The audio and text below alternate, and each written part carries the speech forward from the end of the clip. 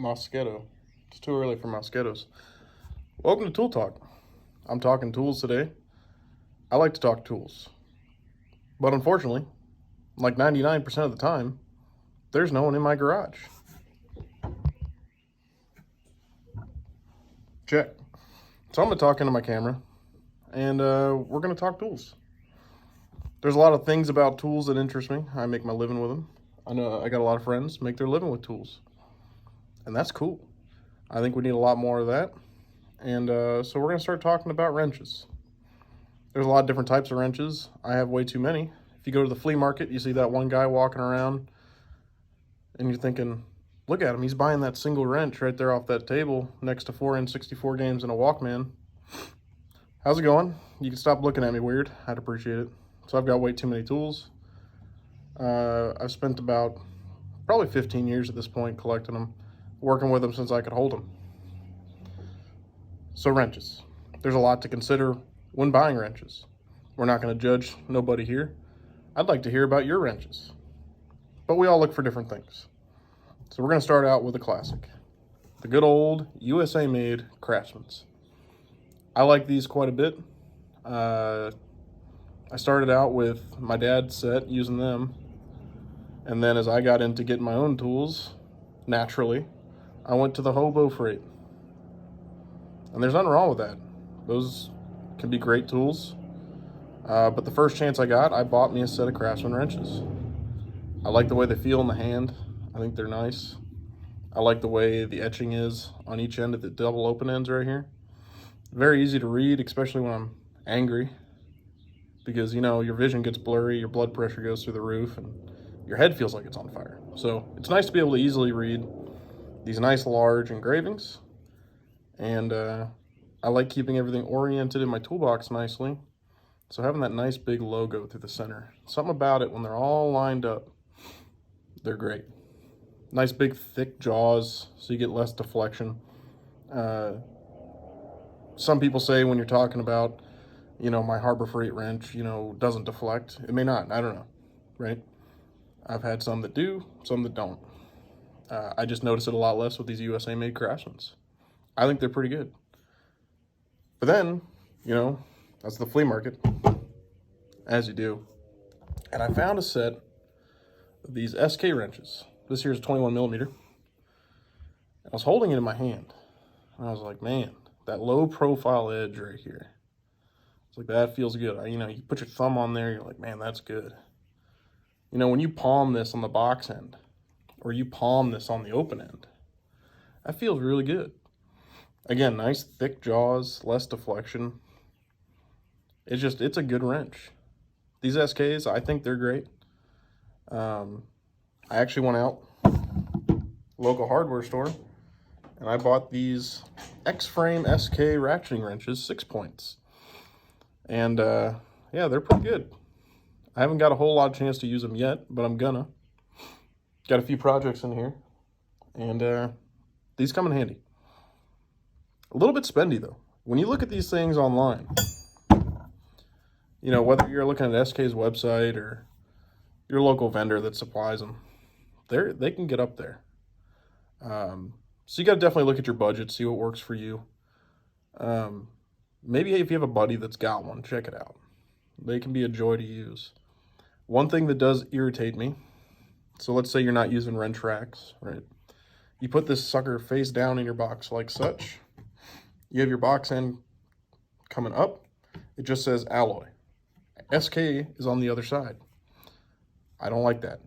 Maybe that's just this generation SK. I don't have a whole lot of other SK to compare it to, but it's something I noticed, and I tend to keep these specifically in a wrench rack because of that right there. So we're gonna move on. So I got my SKs. I'm a happy man. And then I'm walking around the flea market, Colorado somewhere, and I saw these Isco wrenches. And I said, man, those look like those old school Napa wrenches, that same kind of teardrop style, center inlay. I did some research on them. I'm no historian. From what I can understand, these were same blueprint, design, engineering word as a certain generation Craftsman. the Napas were in the same way, right? They're all associated with the same style. And when you start looking at the wrench, that kind of comes together, right? So if we look at this Isco, we can see this forging pattern here. And it's pretty consistent with the pattern that's on the USA Made Craftsman's, right? So from what I can gather, these are 80s, 90s industrial brand. I don't know where you would have bought them at the time, but USA forged. These are nice. One thing I've noticed is they can be a little short. So if you're trying to build a set, let's say from one piece here, one piece there, you may find some that are just like that much shorter, right? And it doesn't look good in the box. It doesn't feel good in the hand, right? You don't have the same leverage anymore. But what I have noticed is I like the stick-up angle. If we look at the stick-up angle here at that Isco, something about that, I don't know if it's custom, but if we look at this wrench here, it's higher up. Feels good to use. This is a pleasurable tool to own. I've got a whole set from 18 millimeter to 36 millimeter, including some of the oddball sizes like 27 millimeter and junk like that. So, you know, if you could pick these up, I also think these are nice to have. You can get them used real cheap at the flea markets. So if you're looking to build your set, get you a set of these if you can find them. And you like the way they feel in your hand, I mean, they're a pleasure. So we've talked about Craftsman, SK, Isco. Those are cool. So let's get into some of these oddball wrenches that I collect. And I'm only going to talk about wrenches I have a whole set for. Because obviously we all pick up wrenches that are, oh, look at this 1940s Blue Point, right? Gotta have it. 100%. The design on it's beautiful. Cool wrenches. I've got a couple. Maybe we'll talk about it in episode 2 of Wrench Talk, because there's a lot to talk about when you're talking wrenches. I got a set of these Plum wrenches. This is a 5/8. Now, the Plum brand, I don't know a whole lot about. But I'm going to give you a little history on me here so you know why I was interested when I saw this at the flea market. I remember we were cleaning out my grandpa's barn because they were moving, and he had a couple Plum socket wrenches. And I actually have them here in this box. If I had the notion to, I'd pull one out for you. And if you look at the logo for Plum, it's a bit odd, right? Because the U is a triangle, there's arrows. What does that mean? Hieroglyphics. But I did some history. These are pretty old wrenches, right? So these are 40s, 50s. From what I hear, it's possible they could be older than that. So then I started collecting Plum tools, and I've noticed a few things over the years. I've actually used these. I use these when I'm working on smaller engines, things like that, because it's, I don't know, there's some pleasure about working on like an old Briggs & Stratton or Tecumseh and using an old school wrench. It feels good for my brain, you know. This textured inlay here on both sides, you think to yourself, man, that's cool looking. You get a palm full of grease, you get that in there, boy oh boy, does that give you some extra traction. I was not prepared for that. I also really, really, really enjoy, again, nice big sizings, easy to read. I got this sitting on a bench. I've got 15 other things laying around, right? Well, there's my 5/8. I can see it clear as day. It's nice. Manufactured in the USA right on the front, but again, we fall in the same trap as these SK wrenches, where when I have my wrench sitting in the box, all I see is 1220 manufactured in the USA. I don't see that Plum logo. I don't keep these in wrench racks. I keep these in a different box over yonder way because they're not daily users, right? But there's cool history behind these. They're a joy to use. Check them out. If you see them at the flea market, I used to buy these totes, kind of like these guys. I got a bunch of these guys laying around. Guy would fill it up with 20, 30 miscellaneous wrenches. Sell it to me for 10, 15, 20 bucks. Yeah, absolutely, right? And speaking of which, that's how I got started collecting these wrenches right here. Hinsdale or Hinzodale. I like Hinzodale, but I know nothing about these. I've done no research on these. Man, look at that design on the wrench. It's a looker. And I'll tell you too, you can tell just by looking at the jaws of these things, they have been around the block and back twice. They still just grip those fasteners and get them loose, get them tight. They are just a joy, good feel in the hand. Something about work. I was working on a oil pump down in my buddy's family's place in Texas, or down there in Texas. Anyway, they had an old school oil pump, and we were using these wrenches, and it just felt nice. I liked it a lot. I'm gonna stop talking about them though, because I don't know a whole lot about them. I was in the military contracting space for a while, and I was working on a Marine base, and I was given one day one of these wrenches. Not this one. That would be theft. This is a Bonnie wrench.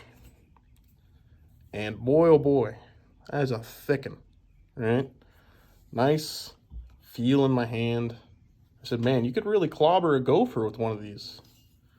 So I was at the flea market about a month later, and I found a few, and I found a few more, and I keep buying them and buying them. I've bought these wrenches all the way in Sacramento, Philadelphia, Colorado, New Mexico, Arizona. I've bought these all over the place because they're everywhere for some reason. And the longest time, never seen them. USA made, I mean, great wrenches. But again, so they print these sizes a little too small for me. So I find myself not using these because, again, I'm frustrated. Blood pressure's all the way up here. I can't see them. And I filled these in with Sharpie, like that, old school trick. Fill it in with Sharpie, wipe the top layer off. You can see it's nice and red. Never sticks. But you know what? It's a good wrench to have. And if you're out there looking for, these things, they come in big sizes, right? Give these Bonnies a shot. They make these things. I've got 2-inch versions of these where it's 2 over here and 2 1/16 over here. Those are my jumbo. If I need something hydraulic fittings, typically I'm going for these because I know I got them in a big size, and they're good wrenches. Don't worry about some of this cosmetic stuff either, right? I think that's something, it's okay to not have pretty perfect tools, right? We can see here, this old gal, the plating's coming off, and that's just fine. That just adds to her story, right? Good tool. It's a good tool to have. So fast forward a little bit. I go to a dealership, and I say to myself, time to get me some Snap-on tools, right? We've all been down that thought process at one point or another. You can admit it, and it's fine. But I got on, I saw the price, and I said, that's not for me. Well, my dealer set me up with a set of these Blue Point wrenches. And I did a lot of research on the newer Blue Points. I know a lot about old school Blue Point, but they're still made to Snap-on specifications. And this is a newer, I bought this probably 2022. So this is a couple years old. Very, very nice wrench. I found myself really liking more of the boxed off side with a slight, just a slight rounding. When you're biting into something, it just feels so good in the hand. Because we've all been there. You're pushing on a fastener real hard, and you get that feeling right in here. You're like, man, that's not good. I don't like that. I've never really had that issue with these. They're pretty good. Now, eventually, I did jump off the fucking rocker a little bit. I did go out and I bought some Snap-on wrenches. For instance, here's one of my set of Snap-on tappet wrenches. I do enjoy them. They are great, but boy, oh boy, they sting the wallet. So why am I talking about all these dang tools? Well, I want people to think outside the box, I think. I think you don't need a matching set of everything in your box, right? The longest time I didn't.